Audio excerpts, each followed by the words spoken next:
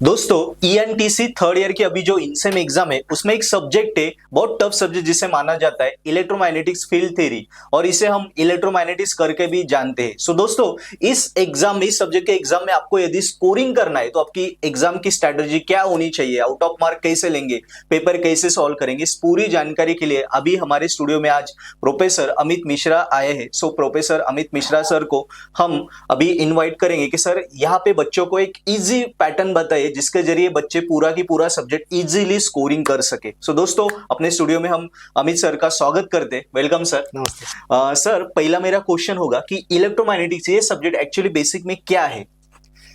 Sir, ये जो subject है electromagnetic basically study of electric and magnetic field. Okay sir. ये जो सब्जेक्ट होता है ये आपका कोऑर्डिनेट सिस्टम से स्टार्ट होता है। इसके बाद इसमें हम लोग इलेक्ट्रिक फील्ड पढ़ते हैं। इलेक्ट्रिक फील्ड मतलब पॉइंट चार्ज से स्टार्ट होता है कि एक पॉइंट चार्ज की वजह से किसी भी पॉइंट पे इलेक्ट्रिक फील्ड इंटेंसिटी कितनी प्रोड्यूस होगी। और वो पॉइंट चार्ज को, सेवरल पॉइंट चार्ज को कंबाइन करके एक लाइन चार्ज बनता है। उस लाइन चार्ज के कारण किसी भी पॉइंट पे इलेक्ट्रिक फील्ड इंटेंसिटी कितनी प्रोड्यूस होगी। फिर सेवरल लाइन चार्ज को बना के हम लोग सरफेस चार्ज बनाते हैं। उस सरफेस चार्ज की वजह से, शीट चार्ज की वजह से किसी भी पॉइंट पे इलेक्ट्रिक फील्ड इंटेंसिटी कितनी प्रोड्यूस होगी। और सेवरल शीट चार्ज को बना के हम लोग एक वॉल्यूम चार्ज बनाते हैं और उस वॉल्यूम चार्ज की वजह से किसी भी पॉइंट पे इलेक्ट्रिक फील्ड इंटेंसिटी कितनी प्रोड्यूस होगी। बराबर। तो ये आपका आता है, ये इसको हम लोग इलेक्ट्रोस्टैटिक फील्ड बोलते हैं, इलेक्ट्रिक फील्ड बोलते हैं। दूसरा आता है मैग्नेटोस्टैटिक फील्ड। मतलब क्या हुआ कि उसमें एक फिलामेंट है जिसके थ्रू हम लोग करंट पास कर रहे हैं। तो उस फिलामेंट के कारण किसी भी पॉइंट पे मैग्नेटिक फील्ड कितनी प्रोड्यूस होगी। वैसे करंट शीट की वजह से किसी भी पॉइंट पे मैग्नेटिक फील्ड कितनी प्रोड्यूस होगी। तो ये पूरा मैग्नेटोस्टैटिक फील्ड आता है। इसके बाद आपका आता है बाउंड्री कंडीशंस। इसके बाद इसके अंदर आता है आपका ट्रांसमिशन लाइन और बहुत सारे इक्वेशंस जो कि मैक्सवेल इक्वेशंस जिसे हम लोग बोलते हैं। और इसके आगे जो नेक्स्ट आता है वो आता है हमारा एंटेना। तो ये पूरा क्यूमुलेटिव बना के आपका एक सब्जेक्ट बनता है जिसको कि हम लोग इलेक्ट्रोमैग्नेटिक फील्ड थ्योरी बोलते हैं। Correct sir. अभी बच्चों को तो एक आइडिया आ गई कि इलेक्ट्रोमैग्नेटिक्स एक्चुअली क्या है, लेकिन अभी किसी बच्चों को अभी इनसे में आउट ऑफ 30 ऑन 30 मार्क लेने, सो प्रिपरेशन की स्ट्रेटेजी क्या होनी चाहिए? सर, जो इनसेम एग्जाम होता है एसपीपीयू का, उसमें फर्स्ट 2 यूनिट पूछे जाते हैं। पहला यूनिट जो है वो इलेक्ट्रोस्टैटिक का है और दूसरा यूनिट जो है मैग्नेटोस्टैटिक का है। तो मैं अगर फर्स्ट यूनिट की बात करूं तो वो 15 मार्क्स के लिए आता है। इस यूनिट के अंदर जो टॉपिक्स है वो है आपके electric field due to infinite line charge, electric field intensity due to sheet charge. तो इन दोनों टॉपिक के डेरिवेशन, इसके ऊपर न्यूमेरिकल। तो मतलब एग्जाम में ऐसा आता है कि electric field intensity due to infinite line charge या electric field intensity due to infinite sheet charge, इन दोनों में से एक डेरिवेशन आएगा, कंपलसरी आता है। और इसके ऊपर न्यूमेरिकल आता है। Okay sir. तो किसी भी पॉइंट पे लाइन चार्ज की वजह से इलेक्ट्रिक फील्ड इंटेंसिटी कैसे फाइंड करेंगे, या किसी भी पॉइंट पे एक शीट चार्ज की वजह से इलेक्ट्रिक फील्ड इंटेंसिटी कैसे फाइंड करेंगे। तो उसके फॉर्मूला लगाना है और उससे कैलकुलेशन करना, सॉल्व करना है। तो इनके दो में से एक कोई डेरिवेशन और उनके न्यूमेरिकल, ये एक टॉपिक है। Yes sir. यस। और उसके अलावा जो अगला क्वेश्चन आता है वो है Gauss law, state and proof Gauss law and it's applications. एक ये क्वेश्चन बैठता है सर। उसकी जो भी एप्लीकेशंस है वो बच्चे ने अच्छे से करके जाना चाहिए, जैसे कि इनफाइनाइट लाइन चार्ज का हो गया, इनफाइनाइट शीट चार्ज का हो गया। इसमें इंपॉर्टेंट ये रहता है कि सर जो इनफाइनाइट लाइन चार्ज का डेरिवेशन है, एक जनरल डेरिवेशन है और ये बाय गॉस लॉ, तो बाय गॉस लॉ ही स्टूडेंट ने सॉल्व करना है उसको। तो ये अलग अलग दोनों डेरिवेशंस हैं। उसके अलावा सर आता है इसके अंदर डाइवर्जेंस एंड डाइवर्जेंस थ्योरम। तो उसके ऊपर भी कभी कभार क्वेश्चंस पूछते हैं। Divergence, what is divergence and state and proof divergence theorem. तो एक ये क्वेश्चन हो जाता है सर। और कभी कभार एक कॉम्प्लीमेंट्री क्वेश्चंस ऐसे बैठते हैं जैसे कि कूलम्स लॉ क्या है, इलेक्ट्रिक फील्ड इंटेंसिटी की डेफिनेशन क्या है। कूलम्स लॉ पे कभी कभार न्यूमेरिकल पूछ लेते हैं वो लोग। तो ये एक अलग से क्वेश्चन पैटर्न होता है। तो ये 4, अगर आप इस यूनिट को डिवाइड करेंगे तो ये 4 मोस्ट इंपॉर्टेंट टॉपिक्स है इसके ऊपर के क्वेश्चंस पूछे जाते हैं कंपलसरी। इसी वजह से अगर ये 4 क्वेश्चंस ये यूनिट 1 में पढ़ते हैं विद न्यूमेरिकल तो उनको इजीली इसी में से कवर होने चाहिए, आउट ऑफ मार्क हो जाते हैं। इसके अलावा एक और क्वेश्चन होता है कि relationship between electric field intensity and electric potential. ये भी एक इंपॉर्टेंट क्वेश्चन है।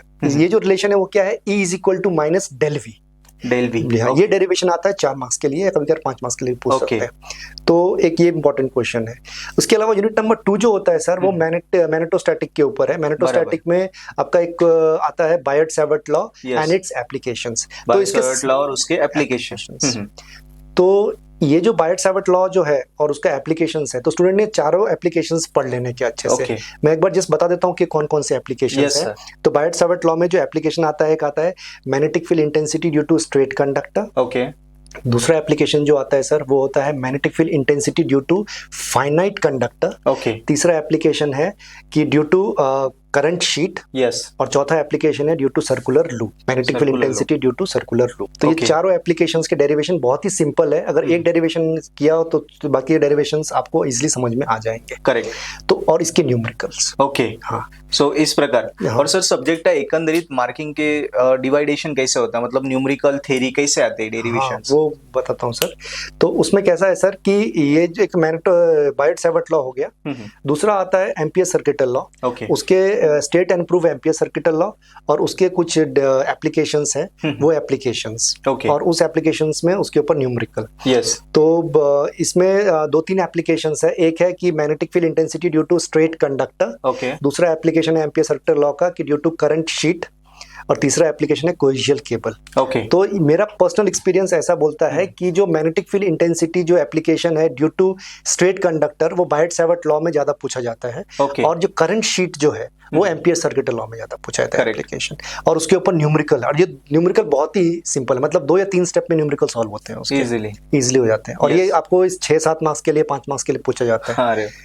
तो एक वो हो गया सर। उसके अलावा स्टोक थ्योरम आता है सर यूनिट नंबर 2 के अंदर, और एक छोटा सा क्वेश्चन और बैठता है जिसके की चांसेस कम है बट वो पूछ सकते हैं, ए लॉरेंज फोर्स इक्वेशन। उसमें आपको खाली इक्वेशन याद रखनी है और उसका एक छोटा सा न्यूमेरिकल है। अगर वो मतलब कर सकते हैं तो वो भी अच्छा हो जाएगा। और एक टर्म है B, that is magnetic flux density. वो भी अगर बच्चों ने किया तो ये टॉपिक 4-5 टॉपिक अगर यूनिट 2 से किया तो वो इसके बाहर का कोई भी क्वेश्चन मोस्टली नहीं पूछते हैं, और कोई क्वेश्चन बैठता भी नहीं। तो 30 आउट ऑफ 30 जो आपका क्वेश्चन था कैसे स्कोर कर सकते हैं, तो वो इजिली इसमें कवर हो जाएगा। Great sir. 30 आउट ऑफ 30 का तो जिन्हें स्कोर करना है उन्हें सर ने एकदम इजी वे से आइडिया क्लियर कर दी। सर सभी कभी अभी थोड़े ऐसे भी बच्चे होंगे जिससे जस्ट पास होना है, 15, 20, 18 मार्क लाने, उनका दिमाग इतना नहीं है, तो उनके लिए डिपेंडेंट होता है most important question. So most important question जो 15-20 मार्क के लिए आते हैं वैसे कौन कौन से?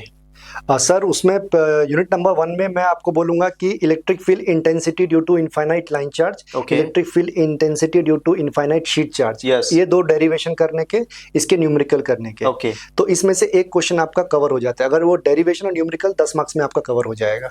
इसके अलावा यूनिट नंबर 2 में जो है वो बायट-सैवर्ट लॉ, उसका एप्लीकेशन और उसके न्यूमेरिकल अच्छे से करने के, और एम्पियर सर्किटल लॉ के खाली एप्लीकेशन के डेरिवेशन भी करके गए, एम्पियर सर्किटल लॉ और उसके एप्लीकेशन के डेरिवेशंस भी करके गए, तो भी आपका इजीली आपको 15 मार्क्स आ जाते हैं आराम। Easy sir. सर अभी मेरा लास्ट क्वेश्चन कि अभी जिन्हें अच्छे मार्क्स लाने, आउट ऑफ मार्क लाने, तो एक स्टैंडर्ड वे से पेपर सॉल्यूशन भी लिखना चाहिए।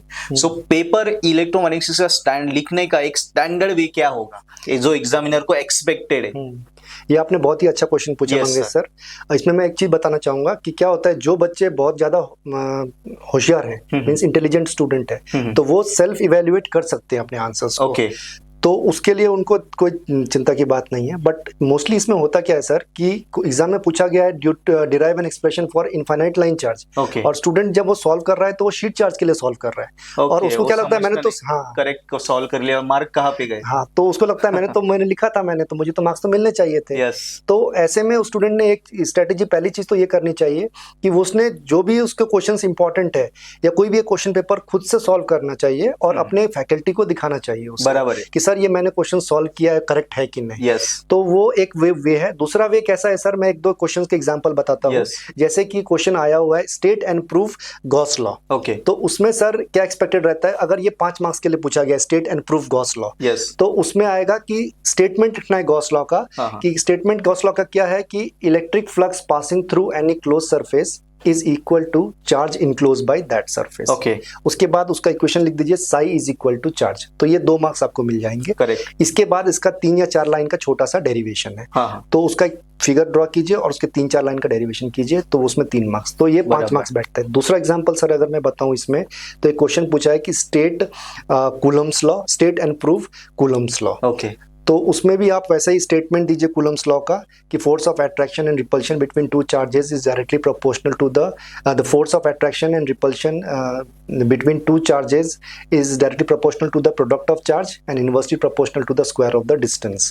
बाद में उसका इक्वेशन लिखिए, F is directly proportional to Q1 Q2, F is inversely proportional to R square and F is directly proportional to Q1 Q2 upon R square, F is equal to 1/4 pi epsilon naught Q1 Q2 upon R square AR। बराबर। तो जो आपने equation लिखी, जो statement दिया उसके 2 marks, और ये जो आपने इतने इक्वेशंस लिखे उसके 3 मार्क्स, तो 5 मार्क्स आपको ऐसे बैठे। ओके, मतलब इस स्टैंडर्ड वे बच्चे फॉलो करेंगे तो आउट ऑफ मार्क इजीली ले सकते हैं। सो सर फिर से हम आपका धन्यवाद करते हैं, आपने इतना अच्छे तरीके से इनसेम में स्कोर कैसे करना है सभी बच्चों को पता दिया। So once again sir thank you. या और मेरी उम्मीद है कि सर ने, अभी मैं सभी बच्चों को यही बोलूंगा कि सर ने हमें जो जो आइडियाज बताई, इंपॉर्टेंट क्वेश्चन बताए, पेपर कैसे लिखना है, क्या क्या गलतियां होती है और कौन से इंपॉर्टेंट टॉपिक्स है जिसे स्कोरिंग करना है, जिसे जस्ट पास होना है, सभी आइडिया क्लियर कर दी। सो फिर से हम प्रोफेसर अमित सर को धन्यवाद देते हैं। और दोस्तों मैं एक आपको रिक्वेस्ट भी करूंगा कि नीचे डिस्क्रिप्शन में जो लिंक हमने दी है वहां पे हमारा एक पर्पल हैट एप्लीकेशन भी की हमने लिंक दी है। सो उससे आप पर्पल हैट एप्लीकेशन जरूर डाउनलोड करें। उसमें EMFT का मतलब इलेक्ट्रोमैग्नेटिक्स का हमने एक कोर्स बनाया, वो भी हमें वहां पे हमारे इंस्टीट्यूट का कोर्स है, उसे देख के भी आप इलेक्ट्रोमैग्नेटिक्स सर ने जो बताया वो सभी चीजें हमने कवर की, उसमें सभी टॉपिक्स कवर किए। सो वो वीडियो लेक्चर्स देख के आप उस सब्जेक्ट को स्कोरिंग भी कर सकते हैं। और भी कोई डाउट्स रहे तो वहां पे हमारा नंबर है, हमें कांटेक्ट करके आप हमारे डाउट्स, आपके डाउट्स भी क्लियर कर सकते हैं। सो फिर से हम सर को धन्यवाद देंगे और सर ने जो बातें बताई उसे फिर से दोहराइए, हर स्टूडेंट को ये वीडियो शेयर करें जिन्हें करके हर किसी को फायदा हो सके और इनसे में आप जरूर इलेक्ट्रोमैग्नेटिक्स स्कोर करें। So thank you sir. Yes, thank you so much.